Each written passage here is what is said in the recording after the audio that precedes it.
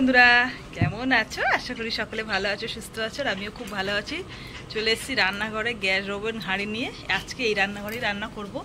আর আজকে দোকান ছুটি রেখেছে, জানো তো, মানে কালকেও রেখেছে, আজকেও রেখেছে। দুদিন ছুটি রাখবে, যেহেতু ঈদ উপলক্ষে ওরা দুদিন ছুটি নিয়েছে, আমরাও দুদিন ছুটি নেবো।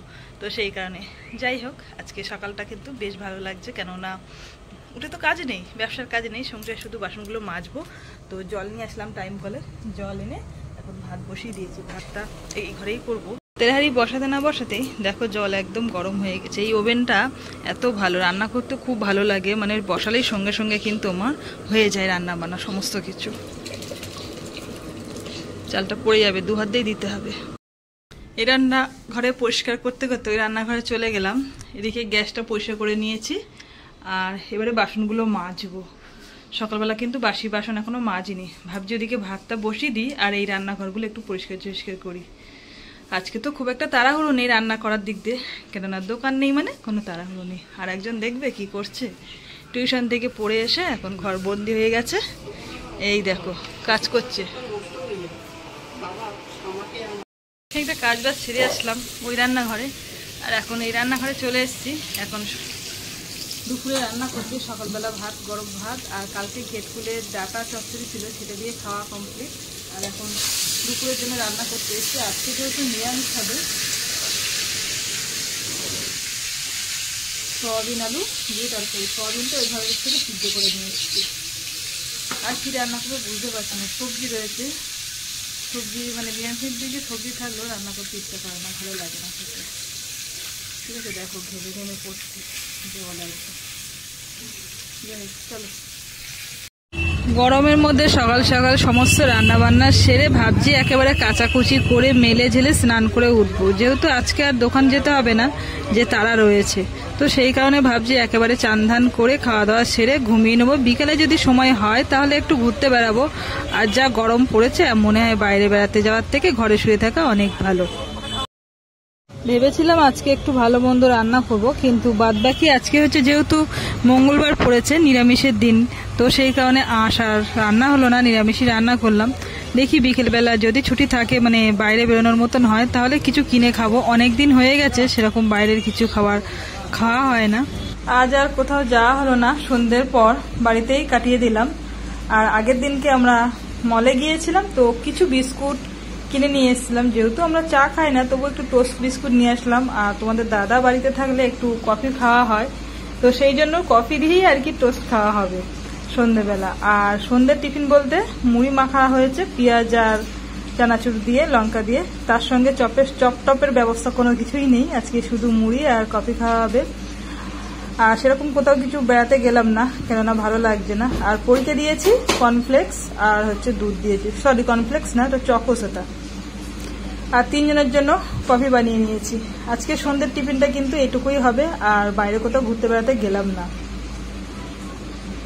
অন্যান্য দিন ছুটি থাকলেই আমরা কিন্তু বাইরে ঘুরতে বেড়াতে বেরিয়ে পড়ি কি পড়াশোনা করছে সত্যি বলতে সেটুকু একদমই দেখা হয় না, মাস্টারের কাছ থেকে শুধু খোঁজ খবর নেওয়া হয়। তো আজকে যেহেতু বাড়িতে আছি, সন্ধ্যেবেলা ওর সমস্ত খাতাগুলো নিয়ে বসে পড়লাম দেখতে কতদূর কি পড়াশুনো করছে।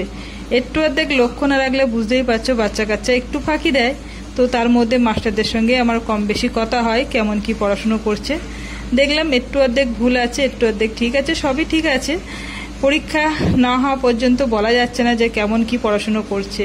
আর প্রথম যে পরীক্ষাটা দিয়েছে এখনো পর্যন্ত খাতা পায়নি, একটা খাতা পেয়েছে পড়ি, তাতে মোটামুটি ভালো নাম্বারই পেয়েছে, একেবারে খারাপ পায়নি। তো যাই হোক, আবার যখন স্কুল খুলবে তখন আবার খাতা দেখাবে, তখন আবার তোমাদেরকে জানাবো কেমন কি পেয়েছে পরীক্ষায়।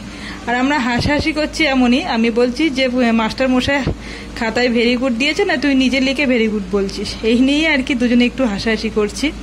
যাই হোক, সারাদিন বাড়িতে আছি, ভেবেছিলাম সন্ধ্যের পরে একটু বেরোবো, তা যাওয়া হয়নি। একদম সন্ধ্যে পর্যন্ত ঘুমাচ্ছিলাম, তারপরে উঠে টিফিন খাওয়া হলো, সেরকম একটা নর্মাল। যাই হোক, ফ্রিজ থেকে ভাত বের করে রাখলাম। আর এই হচ্ছে তরকারি বলতে ডাল আর সোয়াবিন আলু তরকারি করেছিলাম, সেটা বসিয়েছি, গ্যাসে বসিয়েছি, গরম করতে দিয়েছি। একদম নর্মাল রান্না হয়েছে আজকে, তো কারোর খাওয়ার গা নেই। যাই হোক, সয়াবিনটা পরি খেতে ভালোবাসে, পরির জন্য, তোমার দাদার জন্য ডাল বানিয়েছি। আর নিজের জন্য সেরকম কিছু না, ভেন্ডি অনেকদিন খাওয়া হয়নি, তো ভেন্ডিটা খেয়েছিলাম। যাই হোক, দোকানে যাই বলে প্রত্যেকদিন বাইরে বেরোনো হয়, তো সেই কারণে ছুটির দিন আসলে মনে হয় না যে বাইরে থেকে ঘুরে আসি, যেহেতু প্রত্যেকদিন বাইরে বেরোনো হয়। আর এখন মনে হয় কি যে ছুটির দিনকে একটু বাড়ি থাকলে হয় ভালো, যেহেতু অনেক কাজ থাকে মেয়েদের, বুঝতেই পারছো সংসারে, যেহেতু দোকানে যাই সংসারের সমস্ত কাজ গুছিয়ে কিন্তু আমি করতে পারি না। তোমরা তো ব্লগে দেখো আমার ঠিকঠাক কাজ ঠিকঠাক মতন করি না, আমার যখন যেটা মনে হয় তখন সেইভাবে কাজটা করি, আগেরটা পরে করি, পরেরটা আগে করি, কাজ হওয়া নিয়ে কথা, সেটা আমার মনে হয়। আর যারা নর্মাল সংসারে সমস্ত সকাল থেকে উঠে একদম সন্ধ্যে পর্যন্ত লক্ষ্মীমন্ত বৌদের মতন সংসারে কাজ করে, যারা করে করে, আমি করতে পারি না, সেটাই আর কি তোমাদের সঙ্গে বললাম।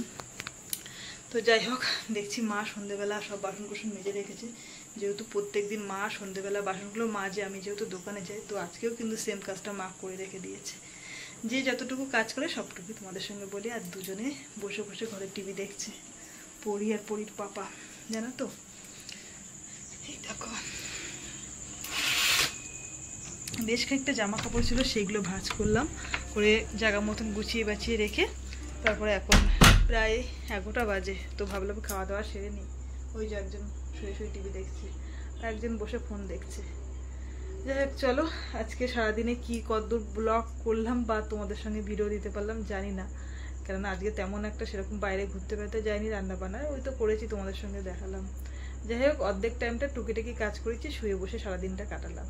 তো চলো আজকের ব্লগটা আমি এখানেই শেষ করছি। তোমাদের সারাদিনে কেমন লাগলো অবশ্যই জানিও, ভালো লাগলে পাশে থেকে, নতুন বন্ধু হয়ে থাকলে চ্যানেলটিকে অবশ্যই সাবস্ক্রাইব করে দিও। সবাইকে গুড নাইট, টাটা।